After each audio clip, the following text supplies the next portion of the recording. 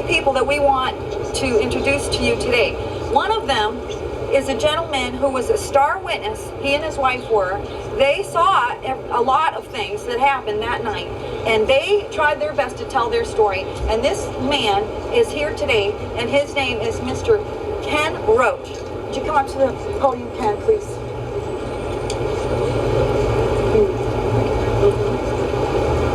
Good evening. My name is Ken Roach.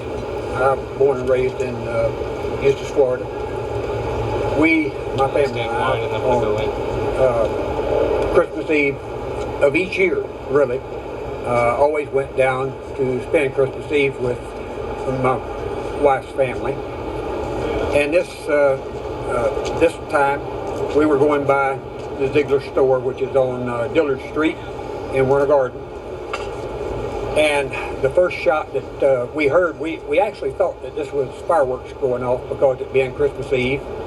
I really didn't pay it that much attention, but the first shot was apparently the 357, which, in my opinion, I based it like an M80 firecracker, if you folks know what those were.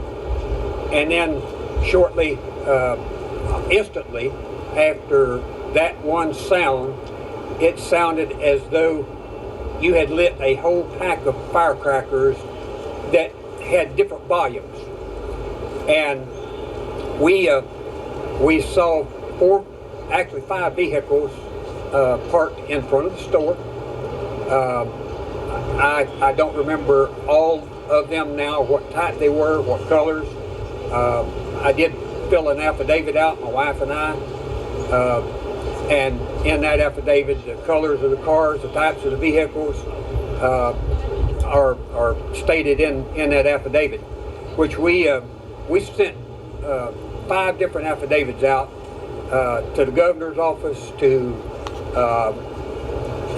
different state attorney's office, the United States Supreme Court, the president at that time.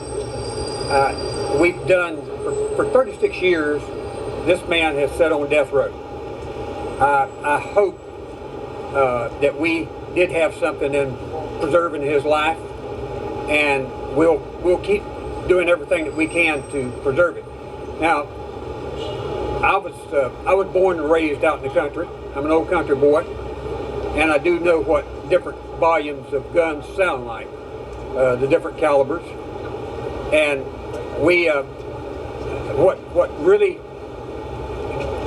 bothers me is all this time our courts has not allowed our testimony in court, and it's to me I can't understand that when we're supposed to have a justice system that doesn't allow testimony of something that we saw, and I just don't understand it.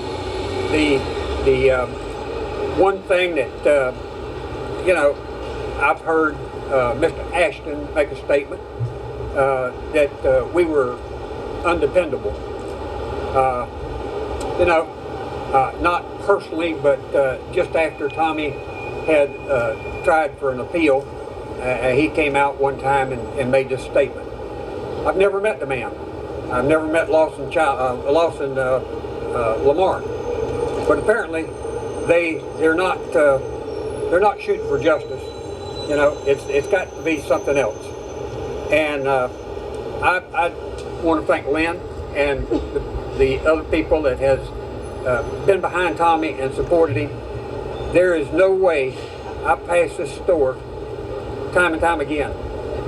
It takes me 4 seconds at the speed limit to go from one end of the store to the other end, which would have encompassed the range of the sounds of those guns firing. 4 seconds. There is no man alive that can fire a gun that fast in 4 seconds and fire that many shots in 4 seconds. I don't care who he is. I know guns, and I know that no one can do that. We appreciate anybody's support that will help support Tommy and try to get him released, because he's been sitting on death row this many years, 36 years, that people have tried to help him. We need justice. We need anybody's support that we can get. Thank you. How do you spell your last name, sir? Ma'am? How do you spell your last name? Roach, R-O-A-C-H. R-O-A-C-H? Yes, ma'am. Thank you. He seems like an honest guy to me. I don't understand why his testimony wasn't important when we're trying a guy for quadruple murder who had never committed a crime in his life. What we also don't understand is how can DNA testing be denied for somebody who has never committed a prior crime in their entire life? How can that be? What kind of a justice system is this, really? And when he did get DNA testing years ago, it actually proved his case. You know what it proved? It proved that he didn't have any of his father-in-law's blood on him.